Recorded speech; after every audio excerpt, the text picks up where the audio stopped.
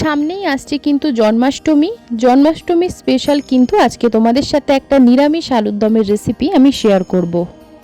আর আমি হলপ করে বলতে পারি তোমরা কিন্তু অনেক রকমের আলুর দমের রেসিপি ট্রাই করেছো, এটা কিন্তু কখনো তোমরা ট্রাই করোনি। কারণ এই রেসিপিটা কিন্তু একদম আমি আমার মন থেকে বানিয়েছি, কোনো জায়গায় তোমরা খুঁজলেও পাবে না। তাই এই রেসিপিটা একবার ট্রাই করো, তোমাদের এই আলুর দমটা কিন্তু মুখে লেগে থাকবে, এত সুন্দর খেতে হয়। তো চলো রেসিপিটা তোমাদের সাথে শেয়ার করা যাক। প্রথমে দেখো এখানে আমি আলু নিয়েছি, বড় বড় দেখে টোটাল 5খানা আলু নিয়েছি। আলুগুলোকে কিন্তু ভালো করে আমি খোসা ছাড়িয়ে নেব। প্রথমে আগেরবারে একটা জন্মাষ্টমীর ব্লগে তোমাদের সাথে শেয়ার করেছিলাম নিরামিষ আলুর দমটা আমি কিভাবে বানিয়েছি, যদিও বা ফুল রেসিপি শেয়ার করিনি। অনেকজন কিন্তু আমাকে বলেছো নিরামিষ আলুর দমের মধ্যে আমি পেঁয়াজের গুঁড়ো বা পাউডার হয় অনিয়ন পাউডার, গার্লিক পাউডার, এগুলো আমি ইউজ করি। একদমই না। তো আজকে কিন্তু তোমাদেরকে এই রেসিপির মধ্যে আমি দেখাবো আমি কোনো রকম এগুলো ইউজ করি না, একদম নর্মালভাবে বানাই। তো দেখো এখানে আলুর খোসাগুলো আমি প্রত্যেকটা ভালো করে ছাড়িয়ে নিয়েছি। আলুগুলো কিন্তু আমি মাঝখান থেকে এবারে কেটে নেব। আলুগুলো আমি খুব ছোট ছোট করব না, আবার খুব বড় রাখবো না, একদম মাঝারি সাইজ করে কেটে নেব। তো প্রথমে মাঝখান থেকে কেটে নিয়ে আলুগুলো টোটাল আমি এখানে 3টে টুকরো করে নেব। দুটো টুকরো করলে কিন্তু প্রচণ্ড বড় বড় হয়ে যাবে, তাই এটা বড় আলু বলে কিন্তু দেখো আমি এরকম মাঝারি সাইজের 3টে করে নিলাম।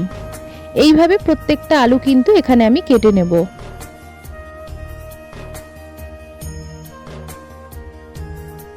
প্রত্যেকটা আলু দেখো এইভাবে কেটে নেওয়ার পর আলুগুলোকে ভালো করে জল দিয়ে ধুয়ে নিতে হবে। ধুয়ে নেওয়ার পরে গ্যাসে একটা কড়া বসিয়েছি, তার মধ্যে জল দিয়ে আলুগুলোকে সব দিয়েছি। এইবার কিন্তু নুন দিয়ে দিলাম 2 চামচ, তার সাথে দিলাম কিন্তু মিঠা আতর। নুনটা দিলাম কেন, আলুর ভেতরে সুন্দরভাবে নুনটা কিন্তু ঢুকে যাবে। আর মিঠা আতরটা দিলাম কেন, যখন আলুটা খাবে তখন কিন্তু সুন্দর একটা ফ্লেভার পাবে। এইভাবে কিন্তু আলুটা এখানে সিদ্ধ হবে, ততক্ষণ কিন্তু আমরা এখানে মশলাটা নিয়ে নেব। মশলার মধ্যে কি নিয়েছি ভালো করে দেখে নাও। প্রথমেই কিন্তু নেব আদা কাঁচা লঙ্কা, যেহেতু এটা আমি নিরামিষ আলুর দম বানাচ্ছি তার জন্য দেখো এখানে আমি আদা নিলাম, তার সাথে নিয়েছি কিন্তু কাঁচা লঙ্কা, নিয়েছি গরম মশলা, তার সাথে দিয়ে দিচ্ছি কিন্তু কাজু কিশমিশ, দিতেও পারো আবার না দিতে পারো, দিলে কিন্তু ভালো লাগবে। দিয়ে দিচ্ছি চারমগজ, তার সাথে দিলাম কিন্তু সাদা তিল। এইবার এখানে 2 বাটি জল দিয়ে কিন্তু মশলাটা আমি ততক্ষণ ভিজতে দেব, ভিজে গেলে সুন্দরভাবে কিন্তু বাটা হয়। এদিকে দেখো আলুটা সিদ্ধ হয়ে এসেছে। আলুটা কিন্তু আমাদের এখানে 70% বয়েল করতে হবে, তার বেশি কিন্তু আমরা এখানে সিদ্ধ করব না, যেহেতু আলুটা আমরা ভাজবো সেই জন্য 70% আমরা কিন্তু এখানে বয়েল করে নেব, আর বাকি 30% রান্না করার সময় সিদ্ধ হয়ে যাবে। এইবার কড়ার মধ্যে আমরা রিফাইন্ড অয়েল দিলাম, তার সাথে দিয়ে দিলাম কিন্তু 2 চামচ মতো ঘি, দিয়ে দিচ্ছি তার সাথে সামান্য একটুখানি নুন। এইবার কিন্তু আলুগুলো ভেজে নেব। নুন দেওয়ার কারণ হচ্ছে আলুটা যেহেতু সিদ্ধ, কড়ার নিচে যাতে না লেগে যায় তার জন্যই কিন্তু আমি নুনটা দিলাম। আলুটা দিয়ে কিন্তু সঙ্গে সঙ্গে উল্টে পাল্টে ভাজবে না, যেহেতু সিদ্ধ করা আলুগুলো কিন্তু সব ভেঙে যাবে, ভেঙে নষ্ট হয়ে যাবে। আলুটা যখন দেখবে নিচের দিকটা একটু লাল মতো হচ্ছে তখন কিন্তু উল্টে অপর প্রান্তটাও ভালো করে লাল করে ভেজে এরকম একটা একটা করে তুলে নেবে। একসাথে দেখো পুরো আলু ভাজেনি, আমি এখানে হাফ হাফ করে ভেজে নিয়েছি। আলুগুলো সুন্দরভাবে কিন্তু এখানে ভাজা হয়ে গেছে।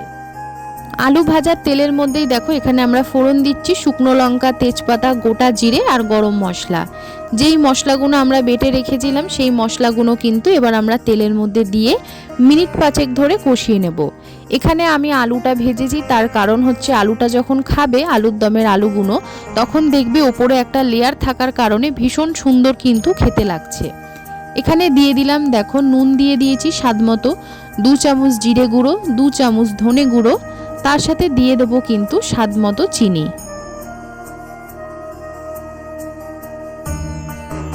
এইবারে সব মশলাগুলো একসাথে মিনিমাম 2 থেকে 3 মিনিট ভালো করে কষিয়ে নিতে হবে। আর ঝালের জন্য যেহেতু এখানে আমি কাঁচা লঙ্কা ব্যবহার করেছিলাম তার সাথে ব্যবহার করছি কিন্তু সামান্য একটু গুঁড়ো লঙ্কা, যেহেতু এখানে কোনো রেড চিলি পাউডার আমি ব্যবহার করব না সেই জন্য দিয়ে দিলাম গুঁড়ো লঙ্কা। তোমরা কিন্তু ঝালের ব্যালেন্সটা বুঝে শুনে দেবে। তার সাথে দিয়ে দিলাম কিন্তু দেখো টক দই। আবারও 1 মিনিট ভালো করে মশলাটা কষে নেওয়ার পর কিন্তু যখন দেখবে তেল ছেড়ে আসবে, এখানে কিন্তু আমি একটা আলুর দমের মশলা ব্যবহার করলাম, তার সাথে দিয়ে দিলাম কিন্তু ভেজে রাখা আলু। মশলাটা আলুর সাথে এইভাবে ভালো করে কিন্তু আমরা কষিয়ে নেব। এইবার এখানে আমি ব্যবহার করলাম ফেস ক্রিম ব্যবহার করলে কিন্তু আলুর দমের টেস্টটা আরও দ্বিগুণ হয়ে যাবে। তার সাথে দিলাম পরিমাণ মতো সামান্য একটুখানি জল। এবার দিয়ে কিন্তু ভালো করে আমরা আলুর দমটা কষিয়ে নেব।